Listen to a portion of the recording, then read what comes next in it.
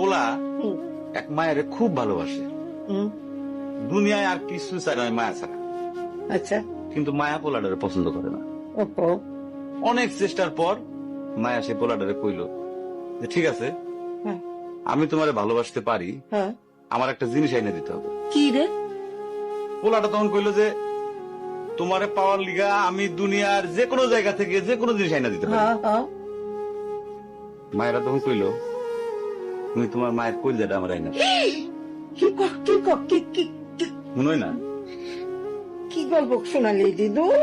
পোলা তখন দৌড়াইতে দৌড়াইতে তার মায়ের কাছে গেল, হ্যাঁ মারে যায় কইল হ্যাঁ মা আমি একটা মায়ের ভালোবাসছি, আমি তারে ছাড়া বাঁচুনি, হ্যাঁ, কিন্তু ওই মায়া আমার একটা জিনিস নিয়ে যাইতে কইছে, সেটা হলো তোমার কলিজা।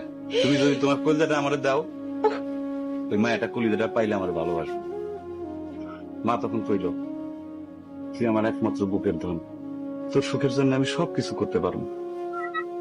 পরে মা বুকটা ফাইরা কলিজাটা বাইর করে পোলার হাতে দিল। আহারে মা, পোলাটা কলিজাটা হাতে পাইয়া যে কি খুশি, মা দৌড়াইতেছে দৌড়াইতেছে দৌড়াইতেছে, দৌড়াইতে দৌড়াইতে হঠাৎ রাস্তার মধ্যে উষ্টা খাইয়া পড়ে গেছে।